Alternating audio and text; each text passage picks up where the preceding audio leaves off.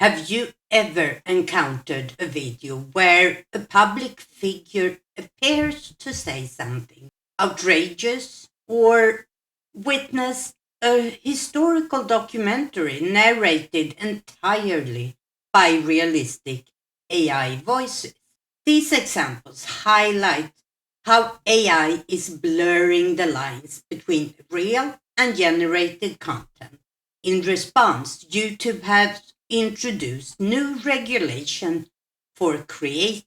Today, I will dive into these regulations regarding AI content disclosure, or as they say in their blog post, altered or synthesized content. We will examine what needs to be labeled, how this benefits both viewers and creators, and the challenges that lies ahead, and also look at some gray areas when it comes to these new regulations. Hi, I am PixelPia, and as I said, today we are doing a deep dive into the new regulations when it comes to disclosure, synthetic or altered content on YouTube.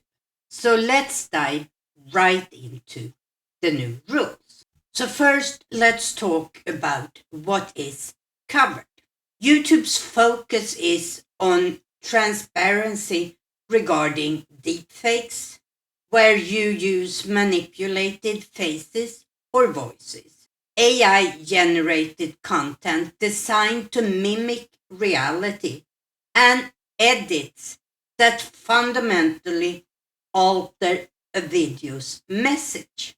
And here, let's take a look at what it says in their blog post. Using the likeness of a realistic person, digitally altering content to replace the face of one individual with another's, or synthetically generate a person's voice to narrate a video, altering footage of real events or places, such as making it appear as if a real building caught fire, or altering a real cityscape to make it appear differently than in reality, and generating realistic scenes, showing a realistic depiction of fictional major events, like a tornado moving toward a real town. So let's look what is not covered. Common creative tools such as filters, color adjustment, or AI-assisted productivity aids don't fall under these rules. Similarly, content with an obviously unrealistic aesthetic is exempt. So let's go back to their blog post and see what they said there. Clearly unrealistic content such as animations or someone riding a unicorn through a fantastical world, color adjustment or lighting filters, special effects like background blur or vintage effects, and beauty filters or other visual enhancement. And why are they creating these rules? These regulations align with YouTube's core values of authenticity and viewer protection. They aim to combat misinformation and empower viewers to make informed decisions. And let's talk about some examples. For example, deepfakes and impersonation. And let's look at them both from this new regulation, but from the terms of service and community guidelines as well. AI rules require clear disclosure of deepfakes that manipulate a real person's face or voice. In the terms of service, impersonation policies already prohibit pretending to be someone you're not. Deepfakes add a technological layer, making that the AI rules a more specific tool for combating realistic impersonation attempts. But as I said, this is already against the terms of service. And if you break those, you can get a community strike. And if you get 3 of those strikes, your channel can be terminated. One example is a deepfake of a celebrity making harmful statements would violate both the AI rules if you don't disclose it and the terms of service. Now let's talk about AI generated news and events. The AI rule says that you have to disclose if the presentation is meant to realistically mimic news broadcasters or documentary footage, and it is synthetic or old. The community guideline says that YouTube prohibits spam, deceptive practices, and misleading content. AI generated news that isn't labeled risks running afoul of these guidelines by tricking viewers into thinking it's genuine reporting. For example, an AI generated video with a realistic news anchor delivering fabricated events would violate both the new AI rules if they're not disclosed and the community guidelines by misleading and deceptive content. When we're talking about significantly altered content, the new AI rules said that edits that fundamentally changes a video's message require disclosure. The question here is, what is fundamentally? There isn't an exact reference in the terms of service or the guidelines, but it overlaps broader principle of authenticity, altering content in a way that misrepresents the original meaning could be seen as a deceptive practice. For example, selectively editing an interview to make someone appear to say the opposite of their intended statement by cutting out and reorder questions and answers.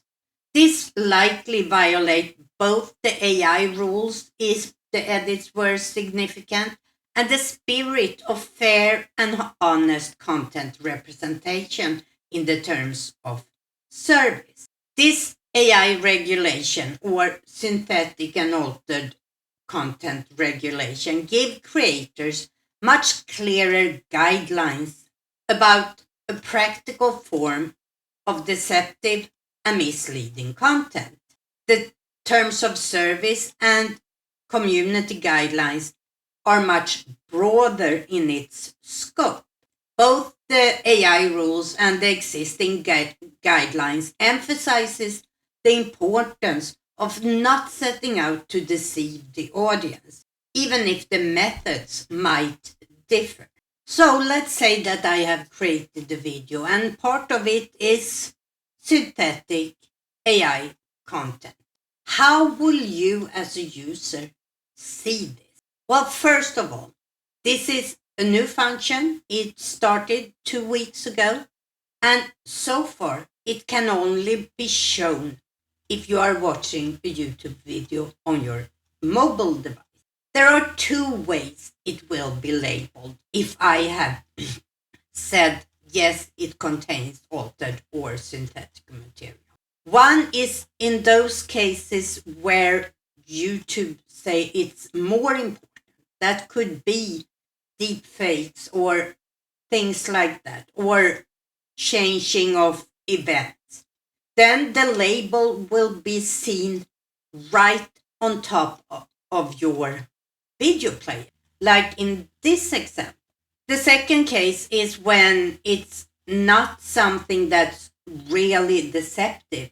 The label will only show up in the expanded description, like in this example. And as I said, so far it will only show up in the mobile device. At the same time, for me as a creator, I can only add this label if I do it on my computer, on their website, in my creator studio, YouTube studio. That will probably change as time goes on.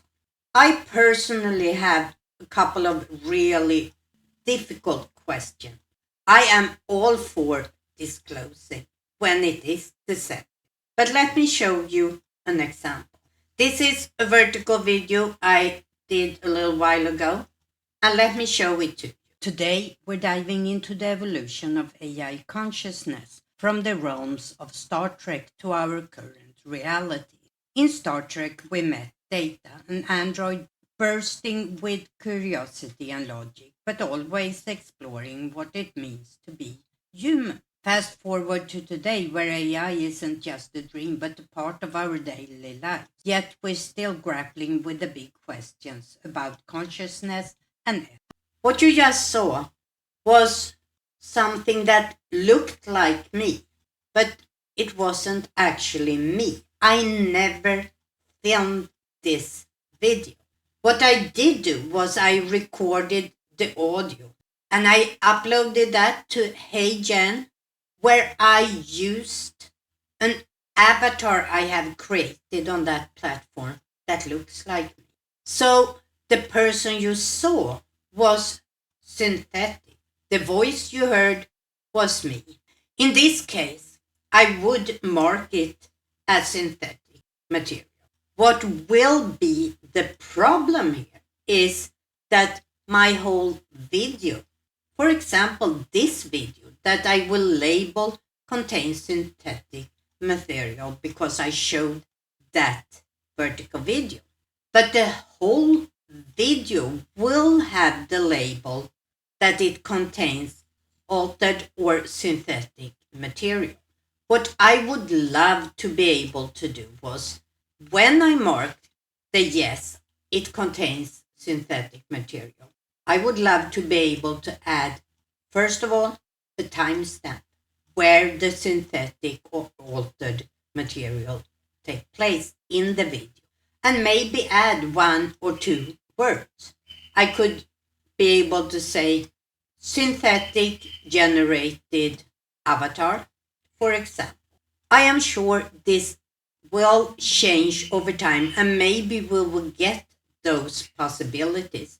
But if the purpose is to increase transparency and improve the trust between creators and viewers, I don't think it's beneficiary if a whole video is marked as containing altered material, if it is just a tiny little portion. That could maybe lead my viewers to think that it's all altered or synthetic. Now let's talk a little bit about advantages and drawbacks. For me as a viewer, this will give me the opportunity to choose to watch this type of content, but it will also remind me of using my critical thinking skills when I watch something that is altered. And hopefully it will foster a healthy skepticism when it comes to online content, and maybe even boosting our media literacy. As a creator, it helps me to remind myself in the importance of building trust with my viewers. And it also gives me the freedom to try out new techniques when it comes to AI technology and storytelling, by giving me the opportunity to tell you that I have used these techniques in my video. But as I said, there are drawbacks. From a viewer perspective, there might be too many labels, and these labels in themselves can have the opposite effect than we hope for. It can increase the distrust that everything on YouTube is fake and AI created. And it can also makes it hard for a viewer to appreciate the creative aspects of using AI in our creation. As a creator, of course, this add an extra step in my workflow, but that's just a tiny drawback. The problem is that the way it is set up right now, my whole video will be marked as altered content, even if I used 30 seconds in a 10-minute video. And as I have mentioned, I would love the opportunity to add timestamps and maybe also add a little description of how I have used this technique and technology to alter my content. Then we have the gray areas. One such area is when we talk about realistic.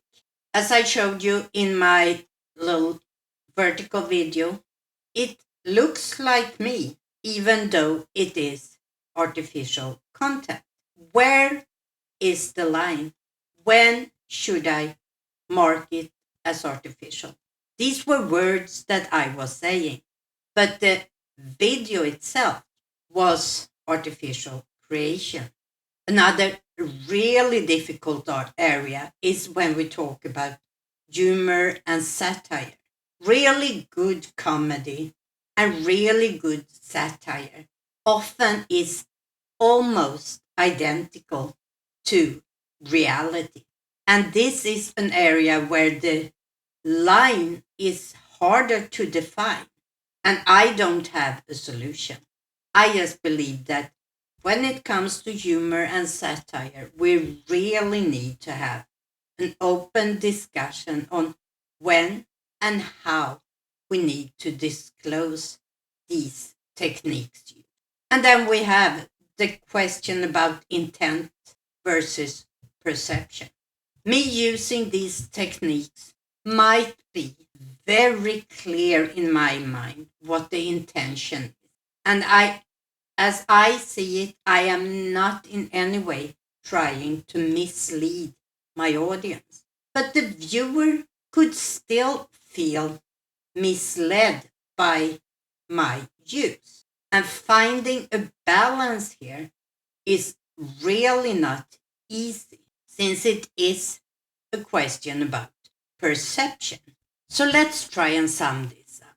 I, for one, welcome this attempt to try and regulate how we use the AI technologies and how we disclose when we have used AI generated content.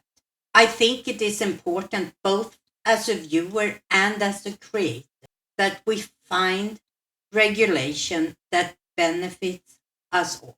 But there are still a lot that needs to be done when it comes to this. So now I want to hear from you. What do you feel about the balance between transparency and creative freedom? And how do you think about these things as a viewer or as a creator? Or maybe you are both. Share your thoughts, your ideas, and your opinions in the comments down below. And let's make sure we keep this conversation alive to create a system that is functional and beneficial both for viewers and for creators. And as always, I encourage you to stay curious, stay informed, and be a part of the change. Until next time, bye.